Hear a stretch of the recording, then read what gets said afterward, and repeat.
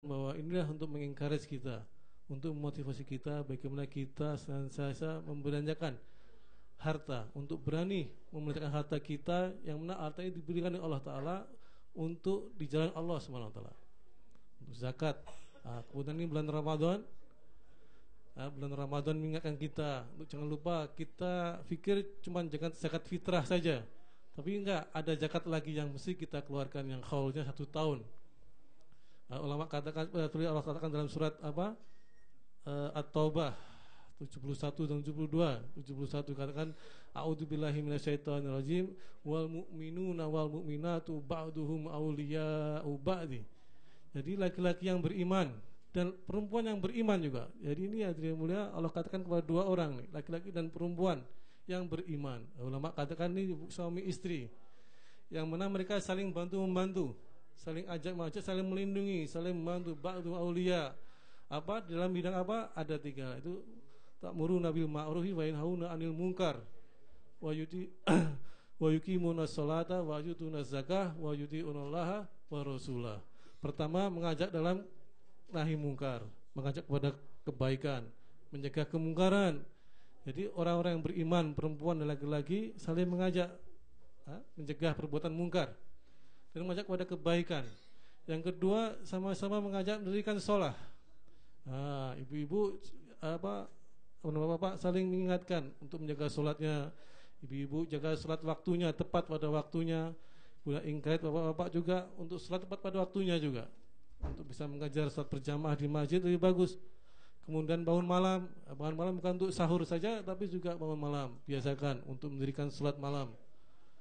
Dan kemudian paling mengingatkan membayar zakat. Seperti ceritakan sebagai contoh, biasanya orang membayar zakat untuk mudah menghitungnya adalah setiap bulan Ramadan. Katakanlah pada bulan Sya'ban ini sang suami mempunyai kambing jumlahnya 39 ekor. Ini kalau seorang istri yang faham, yang ingin suaminya mendapatkan pahala dari Allah Ta'ala dan sama-sama bahagia di akhirat kelak, maka apa yang dia miliki, mungkin dia bekerja atau apa yang dia miliki, dia belanjakan. Dia belikan kambing lagi 2 ekor, sehingga jumlahnya menjadi berapa? 41. Ketika petugas amil zakat datang pada bulan Ramadan, itu sudah kena nisabnya, 40 ekor minimal. Jadi dibayarkan zakat 1 ekor. Ini istri yang paham.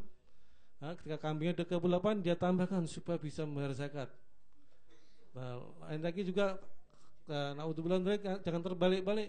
Ketika kambingnya sudah 48 ekor, Masya Allah, bulan Sya'ban sudah 48 ekor, sebentar lagi bulan Ramadan datang, cepat-cepat dibelanjakan, dijual 10 ekor. Jadi pas tim ambil zakat datang bulan Ramadan, dihitung kambingnya cuma 38, tidak kena zakat. Jadi hadirin yang mulia, inilah bagaimana selalu mengencourage kebaikan, mengajak kepada kebaikan. Kemudian sifat yang ketiga adalah taat pada Allah dan Rasulnya, mengikuti perintah-perintah Allah dan menghidupkan sunnah-sunnah Rasulullah SAW di dalam kehidupan sehari-hari, di rumah, di perjalanan, diajarkan kepada anak-anaknya. Dan jika tiga-tiganya ada datang dalam diri orang yang beriman, laki-laki dan perempuan, niscaya Allah Ta'ala akan turunkan rahmat. Ulaika sayarhahumullah. Allah Ta'ala memberikan limpahan rahmat yang banyak. Rahmat dari Allah ini bukan main-main, banyak sekali, tak terhingga. Kemudian di ayat berikutnya 72 dikatakan, wa'adallahu wal mu'minina wal mu'minati jannati tajri min tahtihal anharu khalidina fiha wa masakinahu thayyibatan fi jannati adn wa ridwanullahi min akbar. Jadi dikatakan bahwa pahalanya itu, bahwa janji Allah katakan kepada orang yang beriman laki-laki dan perempuan ini bahwa surga yang mana sungainya mengalir di bawahnya. Wa masakina thayyibatan fi jannati adn, akan bukan apa? Beauty mansion di jannah, di surga.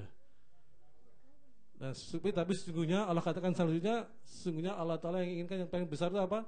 Keridhaan Allah Subhanahu Wa Ta'ala. Ya, inilah sungguh-sungguhnya keuntungan yang paling besar, keuntungan yang paling besar. Jadi ini hadirin yang hadirat yang dimuliakan Allah Ta'ala, ini bulan Ramadan, kesempatan.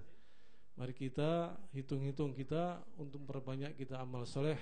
Mohon kepada Allah Ta'ala berikan taufik kepada kita semua, sehingga kita bisa mengamalkannya dan juga menyampaikan. Untuk mendapatkan ketiga sifat-sifatnya hadirin yang mulia, perlu kita hidupkan apa? Ta'lim di rumah. Kita perlu hidupkan taklim. Taklim tidak hanya di masjid saja, tapi dihidupkan juga di rumah kita. Suami istri, bapak ibu, anak-anak duduk dalam majelis taklim. Bikin rumah kita hidup suasana agama. Make our house live with the amal of deen. Taklim, making taklim at home. Taklim di rumah. Perdengarkan hadis-hadis Rasulullah SAW dan kalam-kalam Allah Subhanahu Wa Taala. Taklim. Maka dengan taklim ini maka nur hidayah dari Allah Taala akan datang pada seluruh penduduk di rumah kita. Dan apa akibatnya? Akibatnya akan mereka tetangga-tetangga kita akan mendapatkan manfaat. Seperti dikatakan dalam Al-Quran juga Allah Ta'ala katakan bahwa kalau ada majlis yang mengingat Allah SWT, maka malaikat akan datang berkerumun, bertumbuk-tumbuk sampai ke arsy-Nya Allah Ta'ala.